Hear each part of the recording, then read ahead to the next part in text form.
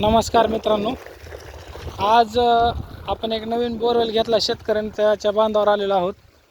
तर त्याच्या बोरला किती पाणी आहे, किती फुटावर पाणी, हे सगळं आपण आता जाणून घेणार आहोत. मित्रांनो, तुम्ही जर माझ्या चॅनलवर नवीन असताल तर सबस्क्राईब करा. हे बोर तुम्ही पाहत असताल, हा बोर फक्त 80 फूट आहे.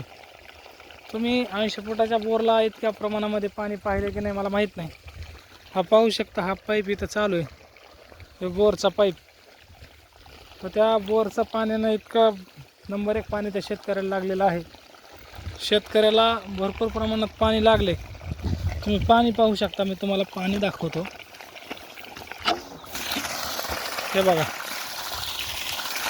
बोरवेलचं लागलेलं पाणी तुम्ही बघू शकता. बोरवेलला इतक्या मोठ्या प्रमाणामध्ये पाणी लागलेलं आहे.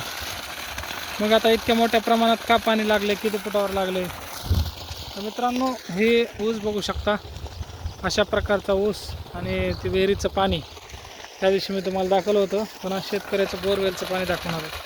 मित्रांनो, पहा बोरला किती पाणी लागले, किती मोठ्या प्रमाणामध्ये हे पाणी त्या ठिकाणी लागलेलं आहे. कारण शेतकरी बऱ्याच वेळा हवालदिल होत असतो की त्याला पाणी नाही. परंतु ही ईश्वराची कृपा आहे की शेतकऱ्याच्या त्या ठिकाणी बोरवेलला पाणी लागतं आणि कुठेतरी त्याला दिलासा मिळतो.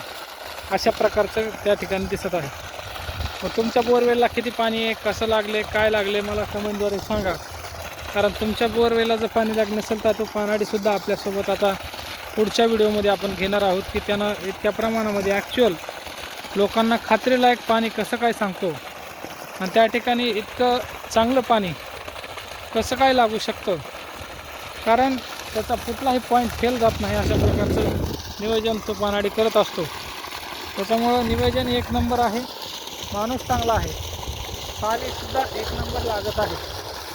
त्याच्यामुळं पानाडी चांगला आहे. 80 फुटावर पाणी 3 पॉईंट लागले होते. ते 40 फुटावरून डायरेक्ट पुन्हा 80 फुटावर लागलेला आहे.